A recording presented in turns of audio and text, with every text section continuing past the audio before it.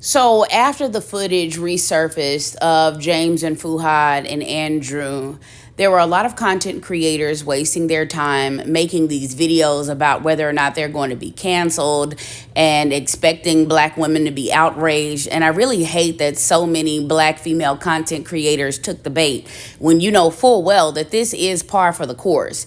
Bashing black women unprovoked is one of the most popular and profitable ways to make money as a content creator, which is why it's done so often, and which is why I also knew that not only would they not be canceled, but that their numbers would go up. And I did go back and fact check it. It has indeed. They've gained another 30,000 followers since this whole incident broke. But what's sad to me is how they could be selective with what jokes they want to go along with when somebody who they feel inferior to is playing in their face, and when they want to sit and laugh. It was three. What is it? Yoruba, Igbo, and then Hausa. Yeah. Damn. What's the one? Who are the smart ones? I would say Yorubas. Yoruba. And then who are like the conniving ones? I can't speak on that. Can't straight. Yoruba's like, we're educated, we're going to school. The Hausa are the lazy ones. According to you. And then Igbo is what? They're the ones that are always, they got the scams. They're the greatest scammers in history. According to you, bro. I would say stereotypically, Nigerians as a whole are scammers. I just know that men like Andrew really love it when they can put a boy in his place, and how boys know to respect when they open their mouths no matter what they say. And so whereas none of the other things that happened on that podcast upset black men, there was one reply to the incident that did infuriate black men. People feel so comfortable disrespecting them because we don't respect them publicly. So something as simple as that, and you know, other words were said, but it wasn't an attack. It was literally an explanation of the black experience in general, but particularly how hard a black woman's life is, and thus basically just saying, as you try to play up the stereotype of the angry black woman, no one ever takes responsibility for those black women who actually are angry, for the fact that they're a monster that you created and that their feelings are valid. Anger is a valid and justified response to centuries of mistreatment. And mind you, the angry black man is a stereotype as well. And that's what you see going on in these tweets. It's a whole bunch of Sambos jumping in to attack a black man or a cast of black men for daring to have an opinion or creating content in response to other content creators creating content. Somehow these black men on Twitter felt like that wasn't allowed, and that by defending your own people, that's what made Ryan and the rest of the men of the pivot less than men. But I want to show you this incident that's really going viral on TikTok of how black men really respond when somebody non-black comes in their face and really just attacks and accosts them. You see, you know your place and you know how to be quiet, and you basically shut up and take it. And whereas you can always talk about how bad black women's attitudes are, look at how non-black women treat you and talk to you. Look at how the Carolyn Bryants of the world still exist, and you still do nothing about it. And while there are so many people praising him for his restraint, I'm over here screaming, why don't you keep that same energy for your actual enemy? Oh, yes.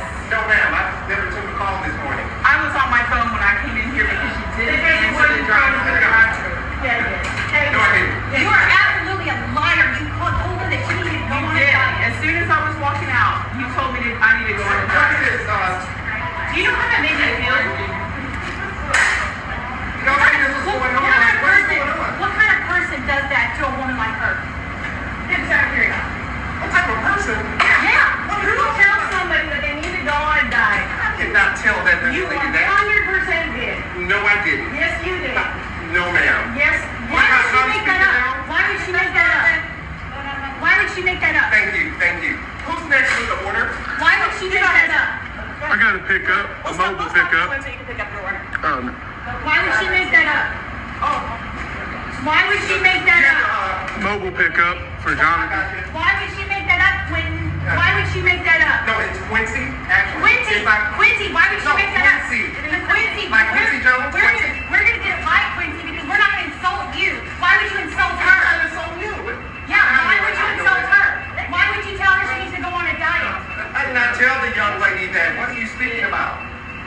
Well, so you're gonna deny it now. I know it. This is.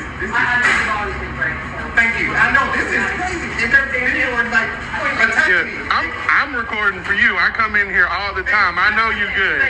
I know you. So you're not gonna defend this young lady right here? No, why would I defend somebody I don't know over someone I come in every day almost and have like a nice camaraderie with? He has excellent customer service every time I've ever been in here.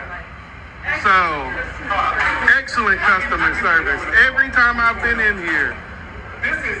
Great. My whole day is ruined. Like, see, I got the Hey. whole day is ruined when you did that. I had served. Absolutely. I'm ready to go. Yes, ma'am. Yes, ma'am. I'm gonna do it in a second. I'm gonna get his Thank you food so out much for first. telling her that she needs to go on a diet. No, I did not say that. Excellent. You're not I'm so glad telling that the you truth. always have good No, customer ma'am. service. I'm glad that you get good customer service. You get good customer Well, I'm glad I get good customer service every time I come in here. Wow. This is crazy. I've never been through anything like that. all the time. That is crazy. So you see, as it pertains to the people who, for centuries, with just one word, have been able to mobilize a mob to walk into your home and snatch you out of the bed and turn you into strange fruit, and then also burn your house down, or, whatever they want to do. You know how to have a lot of yes, ma'am, no, ma'am, no, Miss Millie, no such a thing, right? So why is it that you can't keep that same type of decorum and niceness when it comes to the women of your own communities? The women that for about 70% of you were the only people who even cared if you ate or starved or lived or died, because your fathers certainly didn't. And if you're not going to do that, at least do this, what Andrew did, which is to expose the people who you feel have slighted you, and then say whatever you want to say, standing at 10 toes down, unapologetically. Let's take a look at what your bosses have to say and how they handle things. Don't you know that feeling when you experience the fight or flight and then you just laugh? Does that happen to you guys when your body is just being torn with the primal urge to either fight or flight, and instead you just go, ha ha ha? Any listeners here that are upset at us, we just want to let you know that you're going to stay upset. Okay? What we're not going to do is sit here tucked between our legs apologizing on the podcast for jokes. You know what's mad funny about this? Is that they asked to take out the episode. You know what they didn't ask to take out? Their producer or whatever was like, hey, we really think that's inappropriate. We'd like to take that out. That's very uncomfortable. Their fight and flight instinct really kicked in after the power down. But with that joke about the black women, nothing really seemed, the fight or flight wasn't really there. Now, mind you, this whole topic got started on the black wife effect trend that went on TikTok. And yet I haven't seen the white husbands that started the trend come out and defend their black wives. And I don't know what it's going to take for black women to realize that they don't actually have any support. So you should probably consider supporting another black woman content creator such as myself, because all of the ones that you do support that are black men are making a fool out of you. And now Shannon Sharpe has just entered the chat because he had so much spiciness and sassiness as a clapback for a black woman stating her opinion. He, I guess, attempted to roast her with a 1987 read, and he really thought he ate. But as you can see from what's scrolling in the background, the white males were calling him everything from rhymes with grave to a rhymes with lag. And as you can clearly see, there was no smoke followed up. Mind you, on top of all of that, black men roasted him into oblivion for his, little sassy spandex green outfit, that was showing his whole fish taco. I mean, like you never have that same energy for men, and it's just so weird and it's so vaginal. I hope your cycle goes off soon because I know that can affect your mood, and that's probably why you behave this way. And if all of this weren't embarrassing enough, we now have Cardi B out here talking about her sleeping with someone else while she's pregnant with this rapper's baby. This man really married a sex worker, put 3 babies in her, cheated on her repeatedly. And I don't know what's crazier, being surprised that the sex worker behaved in this way, or being upset about it as if you haven't done 20 times worse.